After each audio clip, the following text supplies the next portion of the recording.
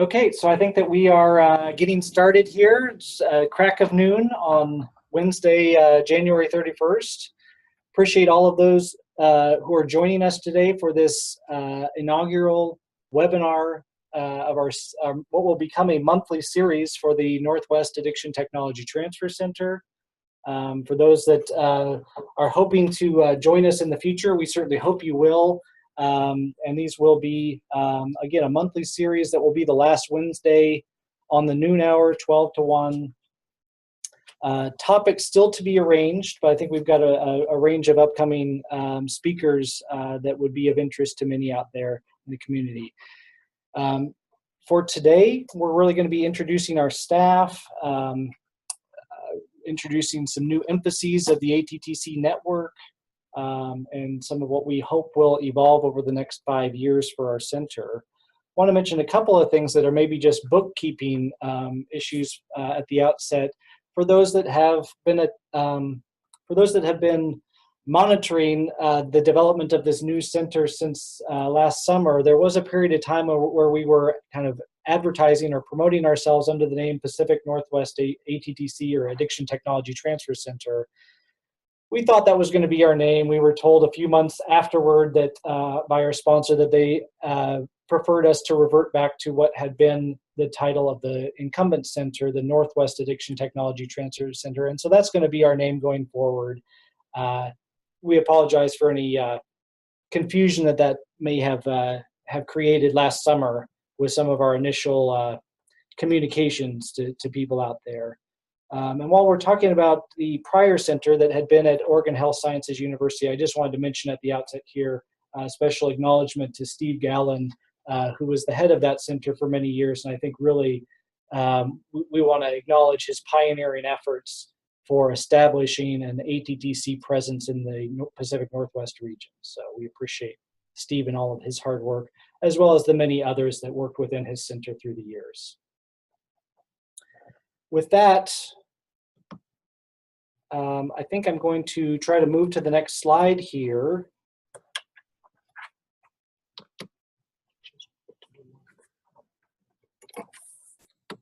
Okay, thank you. In terms of our agenda for today, want to orient people to the ATTC network as well as our regional mission and goals. I'll be handing this off to my co-director, Denna Vandersloot, to talk a little bit more about Region 10 and its characteristics and what we see as evolving training and technical assistance needs. We have some prepared staff introductions, so you can get a chance to see our staff and hear a little bit about what we do and how we each contribute around here. Denna and I will come back and talk about our strategic vision for the center over the next 5 years. Part of that vision involves promoting culturally responsive health services, and so we're also going to invite our senior liaison, Donovan, to discuss an example of that based on his work over the last 10 or 15 years with something called the Healing of the Canoe intervention. And then we're hoping to wrap up with some time at the end where we can take some questions. I know that there's a chat box function that's going on right now, and so we invite people to pose their questions. We'll keep those until the end, but certainly collecting those, and so feel free to pose them as they occur to you. In terms of an orientation to the ATTC network, this is part of a national network. You can see there that we are in the upper left-hand corner, as you might expect. Our catchment area is the states of Alaska, Idaho, Oregon, and Washington. But I think one of the nice things about being part of a national network is the opportunity to share resources. And so I think as time evolves, a greater number of products and services will become available to our local or regional constituents, just as a function of being a part of this larger network. By the same token, I think we'll be developing products and services that will be made available to persons in other parts of the country as well. So I think that's just a great way that the connectedness of this larger network serves everybody, I think, better with a greater array of services and products. I also point out on this slide that we are also highlighting the network coordinating office that's located in Kansas City, Missouri, and that I think Historically, it seems that the regional ATTCs have functioned somewhat autonomously, and I think there's actually a movement right now within the national network to increase coordination and efficiency, so to have greater interregional connectedness among our 10 regional ATTCs. The reach of the ATTC network also expands outside of our domestic borders. There are a series of 6 international ATTCs. These are PEPFAR funded. That's the President's Emergency Plan for AIDS relief. So they are a bit more focused on the nexus of substance use disorders and HIV and that kind of syndemic area. And so they are examples of domestic and international partnerships in areas of greater, let's say, international or global need or concentration for those problems. So you see that there's one in South Africa, one in the Ukraine, 4 in Southeast Asia, with the majority of those being in Vietnam. But again, another reflection of a broader influence of the addiction technology transfer centers and their influence around the globe. In terms of our more regional mission and goals, we've got a very, I think, simple yet broad mission statement here, which is that we want to support professional development for people in our region. And that's an ever-expanding workforce with service integration and the changes to the healthcare landscape in general. And so I think that over the next 5 years, we're going to see an expanding group, or we hope to have products and services that will appeal to a larger group, whether they are in schools or criminal justice settings, primary care clinics or specialty care clinics. That these are all, I think everybody is finding new patients that they're dealing with and new clinical challenges, and we hope that we can offer products and services that are of interest and of utility to those to people in those settings as well. In terms of our goals, these get a little bit more concrete, and I hope that's helpful. The first there is to accelerate the adoption and implementation of useful practices. We'll be talking a little bit more about that later under our strategic vision, but I certainly would point out that I think we're influenced, as is the network, by the emerging field of implementation science and the increasing recognition of the value of applied learning strategies. Second is to heighten the awareness of the workforce so that they can better meet the needs of the people that they serve. And that, again, is an increasingly diverse crowd and increasingly diverse set of clinical challenges. And finally, we want to foster alliances among a whole group of constituents in our region and the nation. And I think our role is really one of a conduit. We may work with a number of groups. We may also put groups in touch with each other to work somewhat independent of us. We're really just here to be helpful in all of the ways that we can to connect people within our region and between regions. Also, this isn't just the staff or internal staff that is charged with this. We have the wonderful guidance of a 15-person advisory board. You see the names listed there, that we are kind of geographically diverse. This 15-person panel includes a representative from the single state authority from each of the 4 states in our region, but it also includes another 11 people that we're really happy to have. I think by and large, these not only reflect great complementary content expertise concerning populations, settings, and services, but also big picture thinkers that can think about workforce priorities and workforce development needs on a regional level. And we really value that.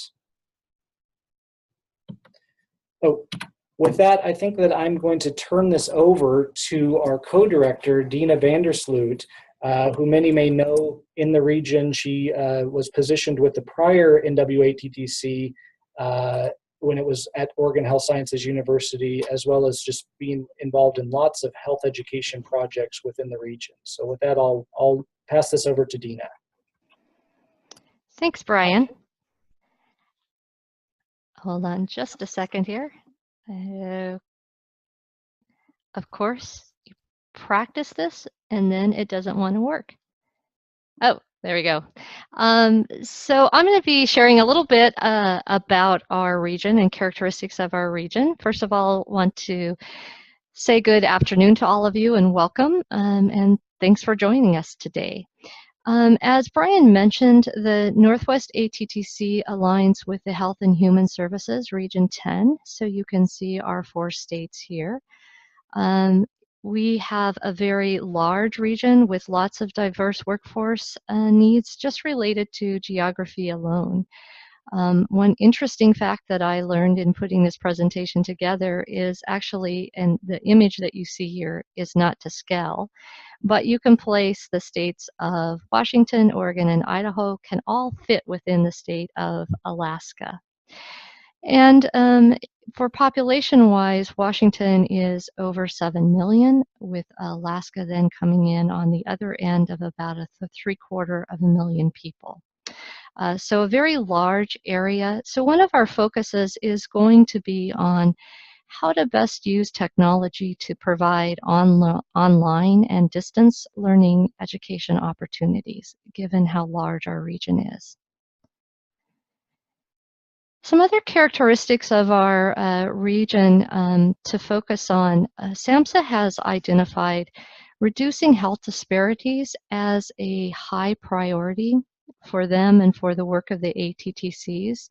So this next slide here looks at some of the special populations to really consider when thinking about health disparities. And so, considering those, individuals who may have a more difficult time accessing services or being engaged and retained in services, which then can lead to poorer outcomes. So some of the special populations with significant numbers in our region include, as I just mentioned, we have a very large geographical region. So there's lots of rural and frontier counties, as well as small villages in Alaska. And we know from research that those individuals definitely can experience health disparity issues related just to access of services. Another population is the LGBT population. At least in our metropolitan areas in the region, Seattle and Portland have very high percentages of individuals who self-identify as within the LGBT population. We have high rates of veterans per capita. Alaska actually has the highest in the nation with close to 10%. In our region, there are about 800,000 people who report limited English proficiency. So this was something identified early on when we were developing our proposal for SAMHSA about definitely a need around language and appropriate services for many individuals. And then as you can see here, about a quarter of the population in the Region 10 catchment area is comprised of ethnic and racial minorities. And you can see the different percentages here, which really indicates the need for us to address culture and adapting practices so that they are culturally relevant and sensitive for the populations that we are serving. And so I'll be talking about that a little bit more during the strategic vision part of this presentation. And finally, I just want to talk a little bit about some of the training and TA needs that have bubbled to the top. This list is not exhaustive. It is really based on workforce need development reports and surveys that have been conducted in several of the states in the region, as well as our conversation with key stakeholders over the last 3 months about what some of the needs are. And we're going to be doing a more formal needs assessment here within the next couple of months. So you can look for having the opportunity to participate in that. But some of the needs that have clearly been identified, the top really around treatment for opioid use disorder, ranging all the way from training and technical assistance for physicians around medication-assisted treatment, kind of opioid use disorder 101 for peer recovery specialists, recovery coaches. One interesting area of need that was identified by a group of educators is for counselors to have tools and training materials to help their clients really understand the neurobiology of addiction. Of course, in all 4 states, healthcare integration is a need that has been identified. So areas like multidisciplinary teamwork, expert, collaborative care for primary care organizations that are integrating behavioral health services. One need, the good news is that within all 4 of our states at various levels, peer support specialists services are funded. So one need though that has been identified is supervision for these individuals, effective supervision for these individuals. That was identified in several states. Another area relative to really this large area that we cover is the use of innovative technologies, both for workforce development, so really providing training and technical assistance for the workforce, but also for the provision of services for our clients. So that is definitely an area that we're going to be exploring and partnering with the larger ATTC network to really find ways that we can do that will be effective and meet the needs. Of course, there is ongoing need for skill development and technical assistance around evidence-based practices, a few of which are listed here. And trauma-informed care and culturally based practices is another area that we've had a lot of demand for and request for just within the first few months of our work. And so, as I mentioned, we are really working at continuing to identify the needs and finding ways to best meet these needs. And with that, I'm going to hand it back to Bryan to introduce our staff.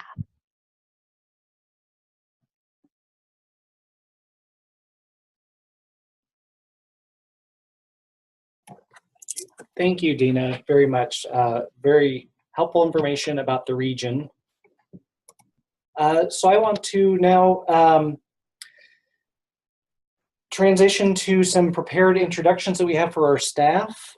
This is an opportunity to get to know us, see our faces, and hear in our own words a little bit about how we're contributing to the center. If you can bear with the first one, the first guy doesn't have a whole lot to say, but the other folks on board play really important roles. I think we're very fortunate. I feel very fortunate to have such a talented and multidisciplinary staff. So here is a bit about us. Hi, I'm Bryan Hartzler, the director of the Northwest Addiction Technology Transfer Center, or NWATTC as we like to call it. Prior to the recent funding of our center, I had spent the past 15 years as a health service dissemination and implementation researcher, and most of that work had occurred right here at the University of Washington's Alcohol and Drug Abuse Institute. Originally trained as a clinical psychologist, I've long been drawn to behavioral health services for persons with substance use disorders, particularly approaches that focus on client motivation. Contributing to the effective delivery of these and other useful health services by the addiction workforce is incredibly important and interesting work, and in the face of continued change to the healthcare landscape in our region, that is precisely what the NWATTC now seeks to do for those living in Alaska, Idaho, Oregon, and Washington. I look forward to future opportunities in which our center may work with you. Hi, my name is Denna Vandersloot. I am the co-director of the new Northwest ATTC. I have worked with the ATTC network in various capacities since 2003. My clinical background is in addiction and co-occurring disorders treatment. A few of the specialty areas I provide training, coaching, and technical assistance in include expert motivational interviewing, recovery-oriented systems of care, and integration of substance use disorder and mental health services. I serve as the lead contact for Oregon and Idaho, so please feel free to contact me with questions or to share specific training or technical assistance needs within these 2 states. I am really looking forward to working with all of our partners in Region 10. Hi, my name is Laura Cooley. I'm the Northwest ATTC's Technology Transfer Specialist. I work on providing continuing education for the health workforce. and I'm the main point of contact for Alaska and Washington State. I'm committed to working with you and other partners to connect dynamic, engaging, and relevant training to best meet the needs of our region. We do this through in-person training, online courses or webinars, technical assistance, or some combination of these approaches. My background includes over 20 years of working on public health projects. I've worked in global health, on regional projects in Africa and in the US. I've also worked for the public sector and for nonprofits. For 6 years, my focus was on health education about opioids here at the University of Washington School of Medicine. I look forward to working with you in the years ahead. Hello, my name is Donovan. I've been the director of the Alcohol and Drug Abuse Institute for 25 years and serve as the senior liaison for the Northwest ATTC. I have over 35 years experience as a direct service provider, clinical trainer and supervisor, treatment program administrator, and clinical researcher in the alcohol and drug dependence field. I bring expertise in the development, cultural adaptation, manualization, implementation, assessment of implementation fidelity, and program evaluation for a number of evidence-based practices. I'm looking forward to being able to use my experience and skills to both support and facilitate the work of the Northwest ATTC. Hello, my name is Bia Carlini. I'm a senior research scientist at the Alcohol and Drug Abuse Institute and also affiliate associate professor at UW School of Public Health. I serve the Northwest ATTC as a systems change specialist. This means that I provide technical assistance to healthcare organizations that have clinicians already trained on evidence-based interventions, but still don't deliver them systematically because of competing demands in their routine of care. I can help organizations to assess their delivery systems and make changes that result in improved quality of care. I also serve as a member of ATTC Class Standards Workgroup and have expertise on language and ethnic racial health disparities. I'm excited to be part of the Northwest ATTC team. Hello, my name is Jennifer Verbeck, and I am the Program Operations Specialist here at the Northwest ATTC. Prior to my work at the new center within the University of Washington, I served in similar roles at Providence Health Plans and the former Northwest ATTC when it was hosted at Oregon Health and Science University. Overall, I have been with the Northwest ATTC for about 7.5 years. I specialize in budget and contract development, accounts payable receivable, as well as event coordination with our state and regional partners. I am so excited to be working with a talented team of individuals here at our regional center, and I look forward to the possibility of serving any training needs you might have. If you have any questions about our program or training event opportunities, please email or call us. Hello, my name is Meg Bruner, and I've been a librarian and information specialist at the Alcohol and Drug Abuse Institute for almost 20 years and will serve as the Northwest ATTC's web computing specialist. I specialize in evaluating, retrieving, organizing, and disseminating information on the web, including the development of websites and databases and the use of social media and metrics, and I also have experience in instructional design and the development of online trainings. I'm looking forward to putting all these skills to use to support the Northwest ATTC. If you have any technology or information-related questions, please feel free to email me at any time. Hi, my name is Erin McGraw. I've been at the University of Washington for 7 years and the Alcohol and Drug Abuse Institute for just over 1 year. I serve the Northwest ATTC through administrative support and visual communications. My background and specialties include design, marketing, photography, and videography.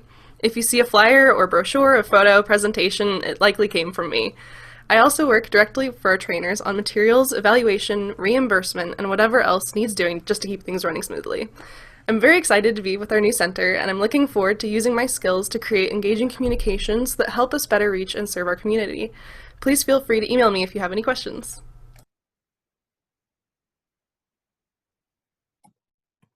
Okay, I hope that was a helpful introduction to our staff I'm going to transition now to our strategic vision. And so I'm going to talk a little bit at the outset here and invite Denna to come in at a later point. But we've really got a kind of a three-prong approach to our strategic vision. I was thinking about this last night, and what's the metaphor? And I think this really is like a tripod where we've got three legs, and they're all important and necessary to support the work. So let me take a few minutes here to talk a little bit about how we see applications of our internal or affiliated expertise in specific evidence-based practices. We, as a staff, have several people that have backgrounds and expertise with SBIRT, or screening, brief intervention, and referral to treatment. I know that's something that many are still debating in the academic world as to the merits and clinical effectiveness, but it is still nevertheless a highly sought after topic for training and health education more generally. And I think a useful organizing framework for how SUD services can be applied in a range of health settings. We also have a series of what I would call foundational practices listed there, one of which is motivational interviewing. We also have a number of people on our staff that have background and expertise in this. And again, I think most of our audience out there probably has heard of this, but for those that perhaps may not have, this is the idea of evoking patient goals and statements of behavioral intention about what they would like to change about their substance use behavior, for instance, in the context of patient-centered communication strategies.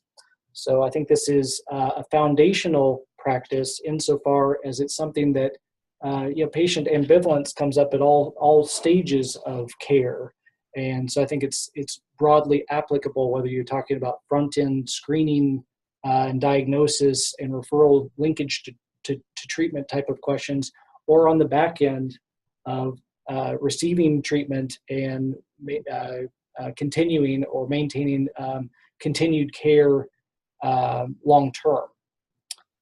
You also see recovery-oriented systems of care listed there, which I think would also be fair to characterize as a foundational practice, that substance use disorders, I believe, are increasingly recognized to be a chronic illness or a form of chronic illness. And so we need to be treating them as such. And I think that's also a very useful framework, and where our internal expertise in that area can be useful in a variety of health education events. Finally, there's the issue of culture and providing culturally responsive health services. And I think we all have to remember that any health service, no matter what stage in the process it may be, occurs in a cultural context, and that cultural context is of the patient, but also of the provider. So again, I think I feel really good about the internal expertise that we have, as well as the affiliated expertise of a cadre of health educators that we have out in the community to assist us with this. I want to talk a little bit more about how these things can apply to improving care. So you see a couple of graphs here. On the top graph, something that I've taken from the HIV care literature, and it's the notion of a care cascade. I don't want to belabor this too much, but just to say that this became a really big heuristic maybe 7 or 8 years ago by Gardner and colleagues, who published data showing domestically that we had about 1.1 million Americans living with HIV.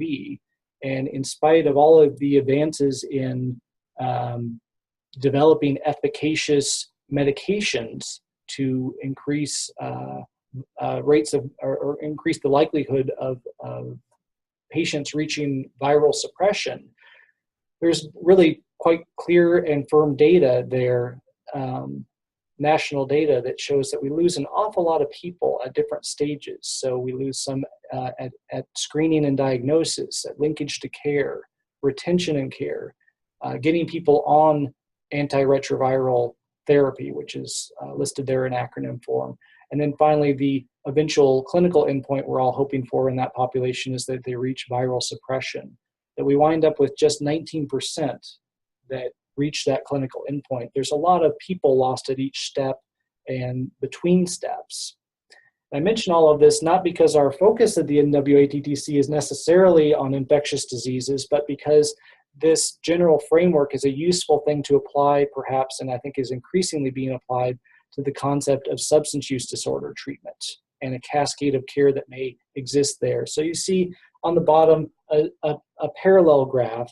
I think our data is less clear in terms of different steps and how many people are retained at different steps, but you can see the steps are in parallel, and that there certainly is reason to think that there's room for improvement in the care that we provide in addiction treatment.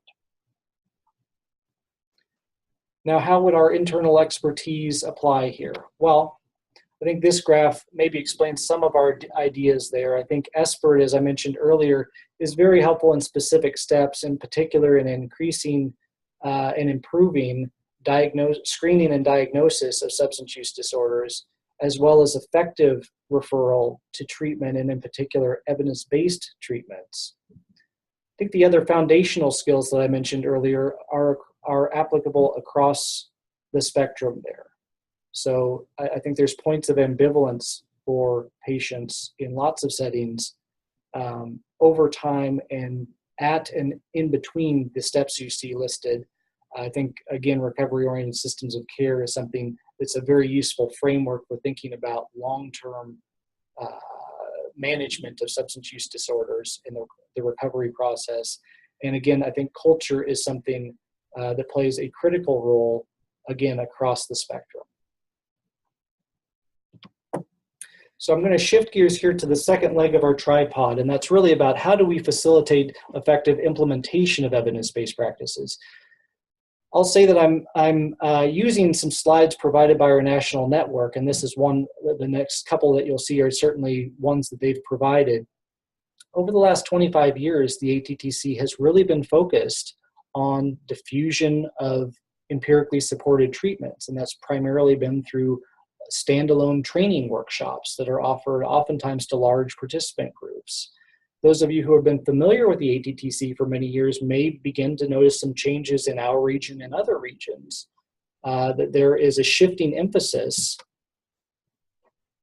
to not replace the notion of workshops, but to have workshops occur with subsequent, as part of a longitudinal process that involves what we call technical assistance. That's the idea of supplementing what one gets in a workshop with applied learning opportunities that allow them to kind of address the translational challenges that many in the workforce experience when they get back to their offices and try to apply what they may have readily learned in a hotel conference room. And so you see listed here some ideas about what technical assistance strategies might look like. I'll mention that some of these may be focused on the individual clinician, and that's really what you see here. Perhaps supplemental or targeted didactics, case-based consultation. There might be clinical demonstrations, whether those are live or prepared. And I think most importantly that there's opportunities to simulate or role play new skills and new approaches with a colleague, perhaps, where you're able to, with a health educator, and I think what you're also seeing here is the use of video conference technology, that you're able to provide timely and performance-based feedback about how skills are developing. So the other thing I'd highlight here is the use of video conference technology that I think is also the wave of the future, and that allows us, or at least provides us, capacity or capability to reach people at a distance, that it no longer needs to be that people travel long distances to reach that hotel conference room, but instead they might be reached from their office or from their living room to participate in such applied learning activities. So this is a lot of individual clinician level strategies. I would also supplement what I've discussed to this point with organizational level strategies, whether that is forms of external facilitation that might involve leadership coaching, where a consultant might come in and help leaders of a health organization think through how to mobilize staff to effectively implement a new initiative. Might be systems change consultation that comes in and thinks about issues such as billing or management. How do new services the kind of the intersection of administrative features of those and how organizations can think about how to change their systems in accord with that. So I think those are things that you're also hearing from our staff presentations and maybe hearing from me now more generally, that it's on the table as services that the NWATTC is seeking to provide or make available to people in our region. What does all this mean? Well, it means that, again, that for those of you who have dealt with the ATTC for years now, you may notice fewer standalone training events. And correspondingly, it's possible you may see us serve a lesser number of people, although that's still to be determined. We'll see about that. Also going to see fewer events that are focused entirely on developing competencies of individual clinicians. I think what you're going to see increasing is the availability to participate in things like learning collaboratives or learning series, where you're able to work with other clinicians to develop skills and new practices. Again, all in the interest of effectively implementing evidence-based practices. You're also going to see a greater focus on organizational development and consultation in the form of systems change projects. I've mentioned technical assistance, again, to organizations and individuals. I think you're also going to see, as I mentioned earlier in the talk, greater coordination between regions of the national ATTC network. And I think you're going to see both nationally and here regionally an interest and an openness to partnering on evaluative activities, including possibly implementation research. So at this point, I'm going to hand the ball off to Denna again to talk a bit about the third leg of our tripod, the importance of culture. Thanks, Bryan. So as we mentioned before, providing culturally competent services or culturally responsive care is a really important part of our strategic vision, both in regards to our own services and products and trainings that we'll do, as well as working with the workforce in general about providing culturally competent services. One area that we want to focus on involves culturally adapted practices. So in just a minute, you'll hear from Dr. Dennis Donovan around the Healing of the Canoe project, which has been going on for several years and is a great example of how to take a practice and culturally adapt it.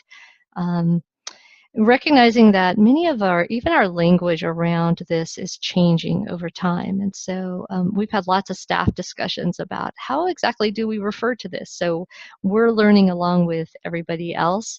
One area that SAMHSA is focused on and is something that we additionally want to focus on is this whole issue of providing both culturally and linguistically appropriate services using the class standards guidelines. Some of you may be very familiar with that, others may not. If you want to know more about the class standards, there's a link on this slide. The slides will be available to you. But one thing we want to do is develop a checklist. And so as we're developing trainings or technical assistant packages, that we're really applying this checklist to our own work. And we'll be sharing this as well with our partners as something that they might want to use. Another area is to really think about, and I would say probably equally, cultural sensitivity as well as trauma-informed care and practices, and infusing that in the work that we do. In just a minute here, I'm going to show you an example of that, but to keep it at the forefront in how we do our work. If we're providing training around a specific evidence-based practice, what are some of the cultural implications for that? And just to give you an example of that, maybe I'll get an example of that. There we go. This is a slide that was developed by the National ATTC office a couple of years ago, or the network, I should say. And it's an example of a slide that we provide at the beginning of our trainings to spend a few minutes really talking about the power of language and using people-first language.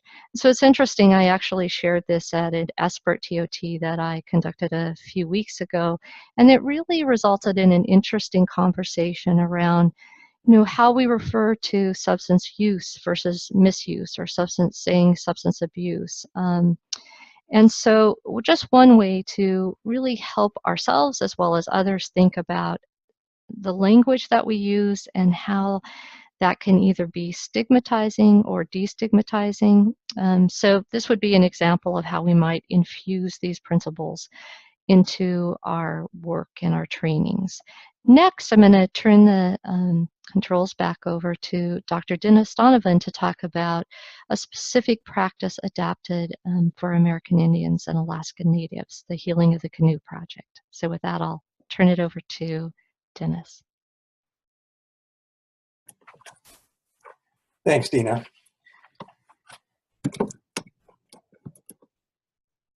There we go. So as has been mentioned, a real important aspect of interventions is to try to provide culturally informed, culturally adapted, or culturally grounded interventions. And what we wanted to do is to give an example of that has been part and parcel of the work we've been doing here at the Alcohol and Drug Abuse Institute, and now with the Northwest Addiction Technology Transfer Center. And it really is an intervention that is based upon the culture of the tribes with which we have worked, and then the extension of that through dissemination efforts. And rather than me talking lots about it, what I wanted to do is to provide you a culturally adapted digital story that will sort of address the question of what is the healing of the canoe.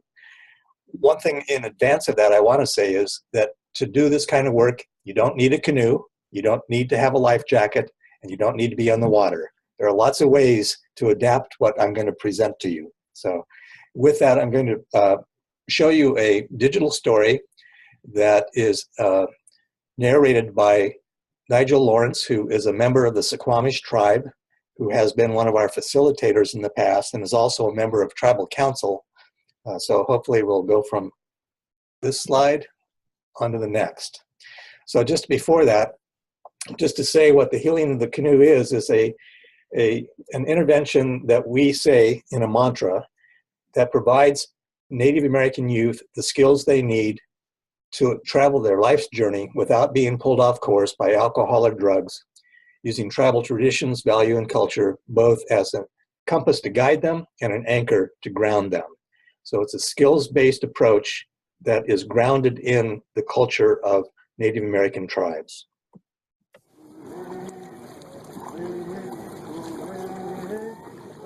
Suquamish creation stories tell us that the canoe is a gift from the Creator.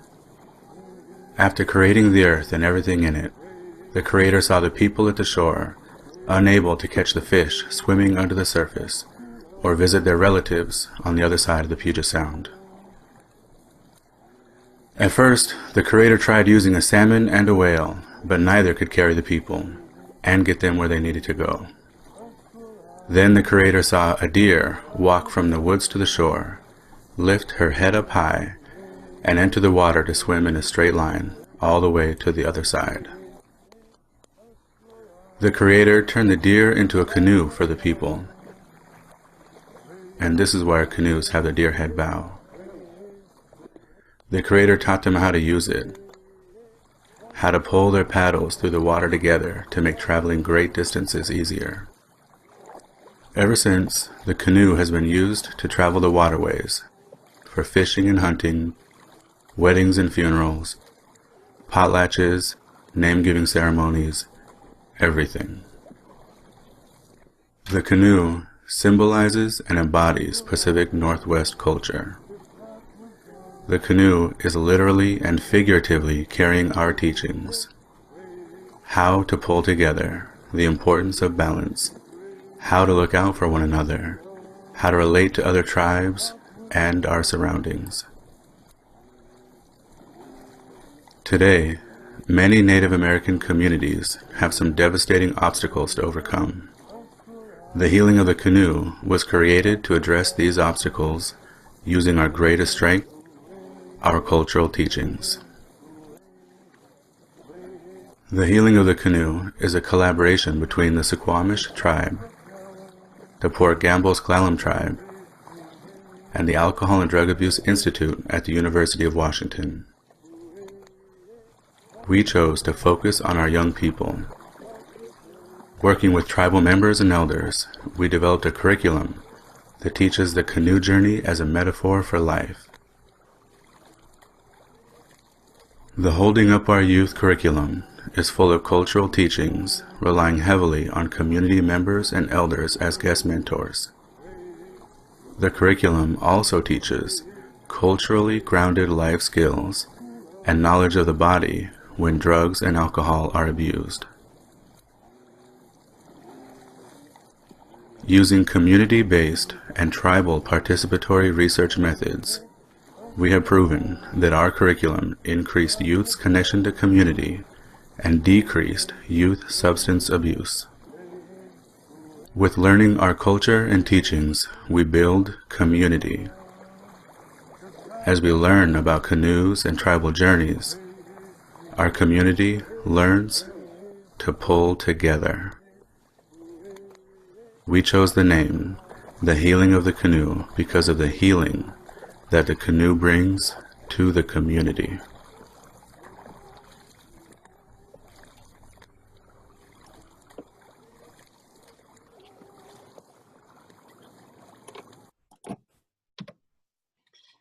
So I hope that provides you some sense of the way in which culture can be used to embed social services, or in this case, intervention preventive services, into a package. And I think it's important to look at that and look at the culturally informed approach. So if one looks at what we have to offer, we do provide trainings that take on any of a number of different shapes. We will continue to be able to provide individual tribe or multi-tribe training workshops.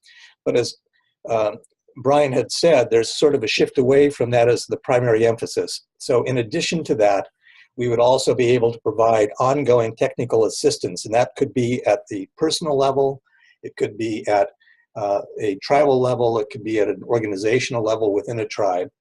And it could be done in a variety of ways. And it could be in person or through webinar or on phone. We currently have been using phone and webinar approaches to provide technical assistance.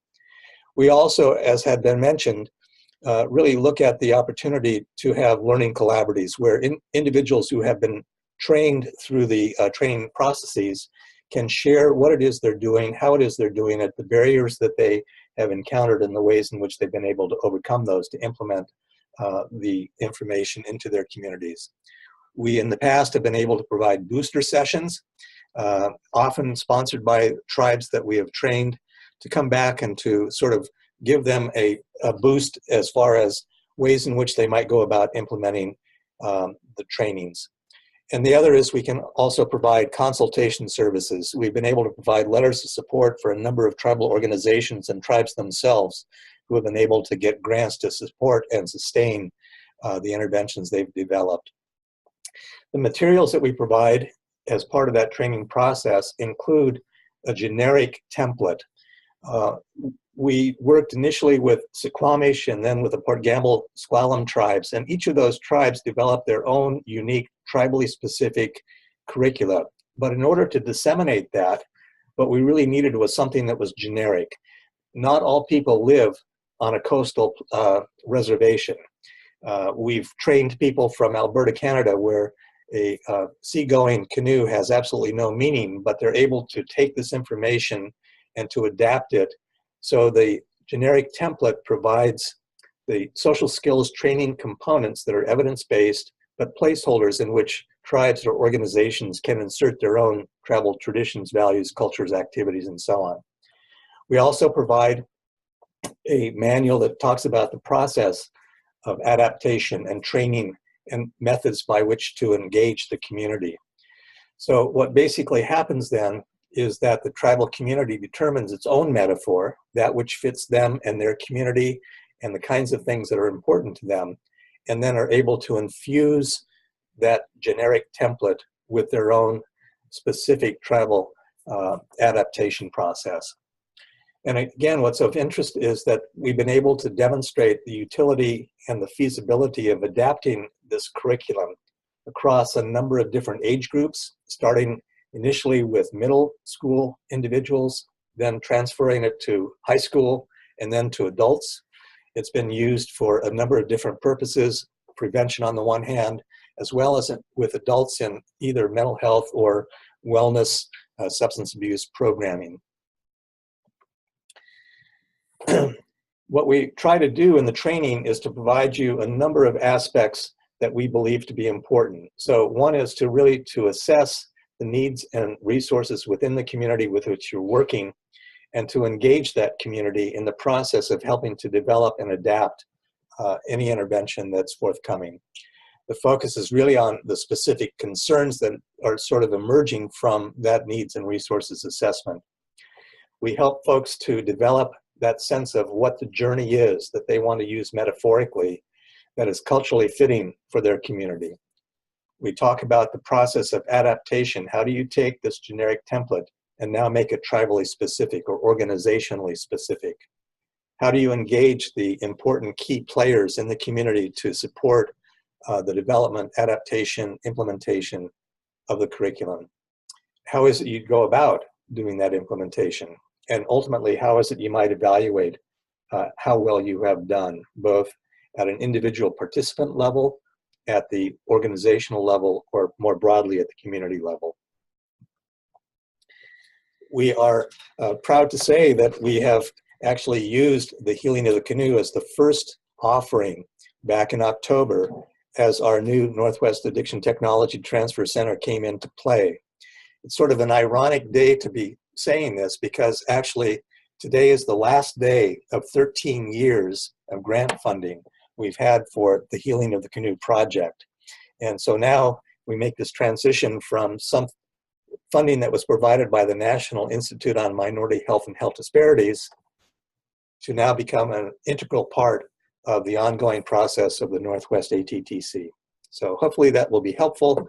Know that we have the expertise available to help with adaptations as well as culturally grounded approaches to intervention development and implementation. Thanks. Thank you, Dennis. And I'll just mention that I had the opportunity to attend that workshop, Healing of the Canoe workshop in Spokane this last October. Fantastic experience. I certainly, even my NWATTC bias aside, I certainly would recommend this as an intervention approach for those in the region and even beyond the region.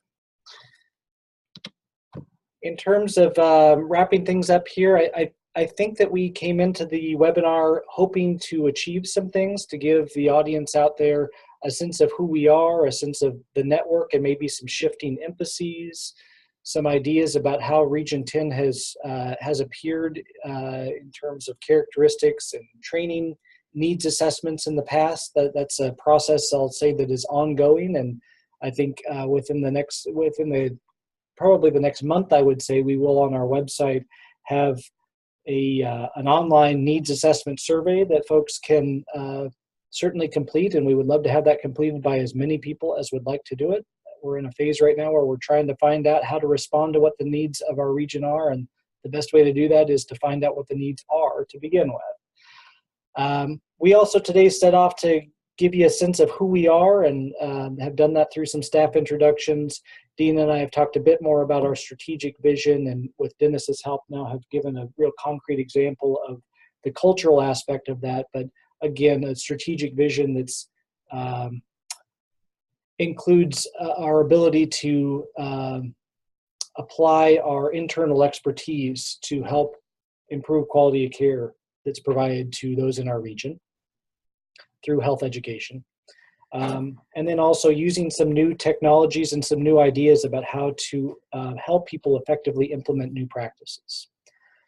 So those check all of our boxes. We wanted to allocate a few minutes here at the end for questions that may come from the audience. I know that we have at least one.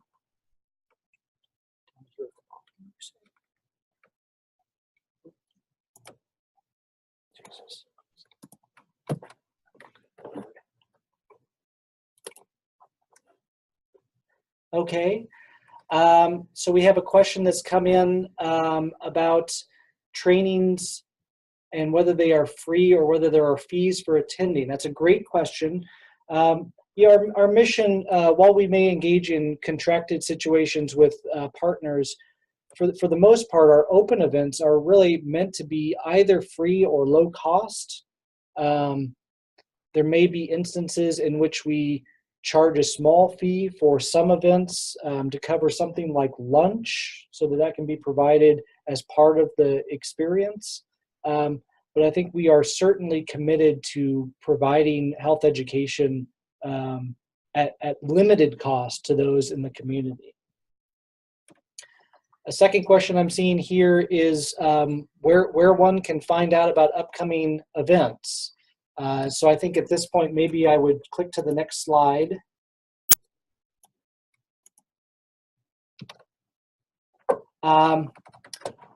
So what's listed there, first off, there's some instructions about typing other questions, and we welcome those if there are others out there. You can also email us at the email address listed. And also, this is our website you see listed there. We've got a calendar of events there, and anyone can take a gander at that at any point.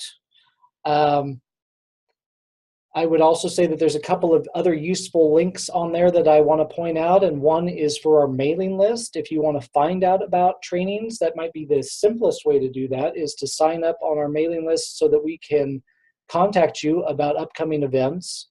That's I think a fairly simple process where we just need a contact information and little else. I think probably a 60-second process. The other link there that you might find on our website that may be of interest to some out there is our trainer registry. We have an emerging cadre of health educators out in the community that are affiliated with us and that do great work, but we're always looking to expand that list, to expand to new topics, and even to expand our options for similar topics to our current health educators. There's a lot of need for particular topics out there, and so we are always looking to expand this registry. That also is a process where a health educator just needs to provide us a modicum of information about their background and maybe the topics that they have expertise in and some contact information. I think, again, just a 2-minute process, and we certainly invite anybody out there that considers themselves a health educator to and interested in partnering with us to join our registry. We're not seeing additional questions, and I'm not sure if that might be because we were so comprehensive or because we've just bored everyone to tears. Our intent was for the former, and we'll hope optimistically that we achieve that rather than the latter. But I think we'll kind of await further questions for a minute or two here.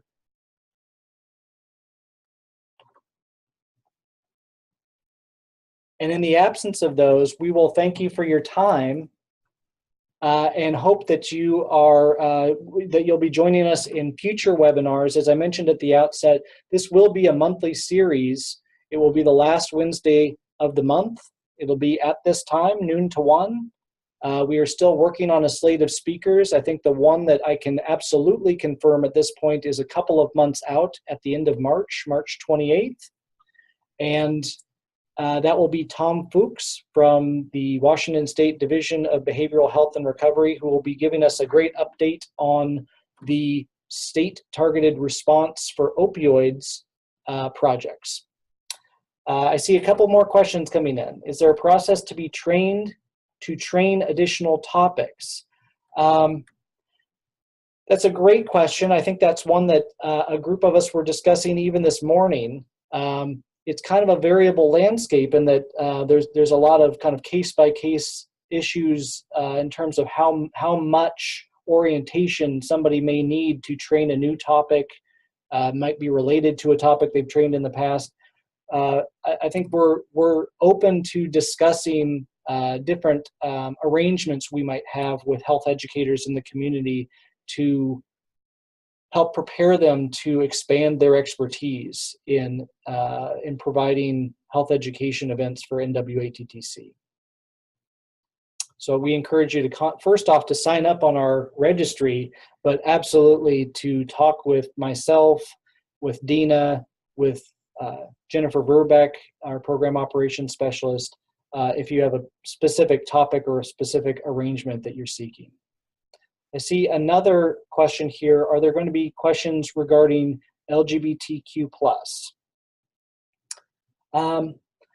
At this point, I don't know that there are going to be specific trainings to that population. I think one of the things that you heard Denna and Dennis talk about earlier is the importance of culture.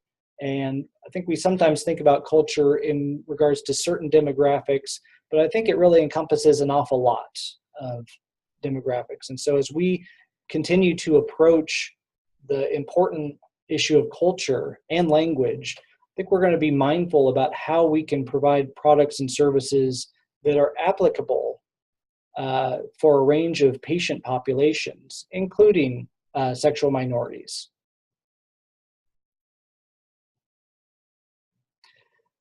Well, I see that we have reached 1 o'clock, and I think we are absent additional questions. So we appreciate those of you who did post questions.